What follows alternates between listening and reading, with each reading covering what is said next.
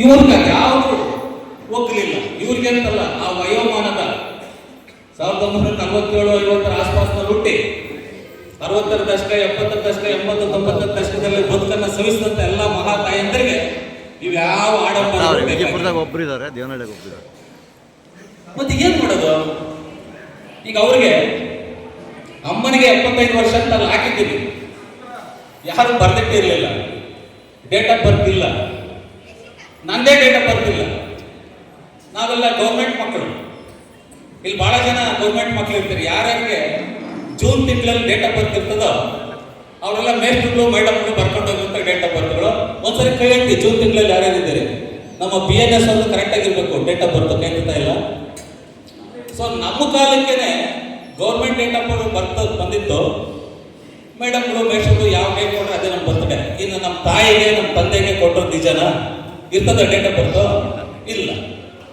ಬಹುಶಃ ಅವ್ರಿಗೆ ಇವತ್ತು ಬೇರೆ ಬೇರೆ ಜನರ ಹತ್ರ ನಾನು ಕೇಳಿದೆ, ನೀನೇನು ಕಡಿಮೆ ಆಗಿದೆ, 75 ವರ್ಷ ಅಲ್ಲ, ನಿಮ್ಮ ಅಮ್ಮನಿಗೆ ಹೆಚ್ಚು ಕಡಿಮೆ 80 ವರ್ಷ ತನಕ ಆಗಿದೆ ಅಂತಂದ್ರು.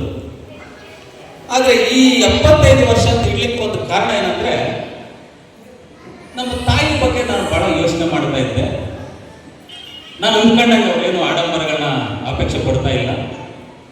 ಮತ್ತು ಅವ್ರನ್ನ ಸುಖ ಪಡಿಸೋದಕ್ಕೆ, ಖುಷಿ ಪಡಿಸೋದಕ್ಕೆ ಏನ್ ಮಾಡಿದ್ರು?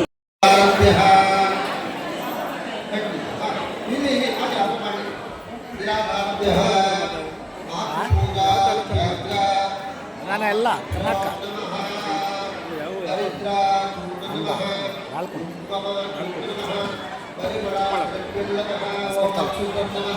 ಬೆಂಗಳೂರು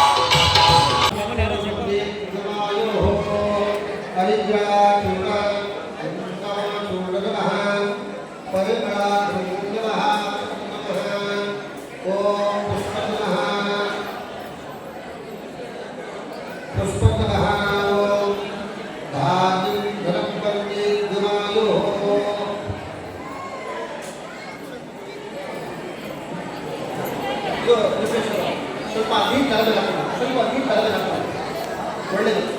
ಓಂ ಭಾಗುನಿ ಗವಾಯೋ ಹಾಗೆ ನಿಂತ್ಕೊಳ್ಳಿ ಸರ್, ಹಾಗೆ ನಿಂತ್ಕೊಳ್ಳಿ ಮೇಡಮ್, ತಗೊಳ್ಳಿ.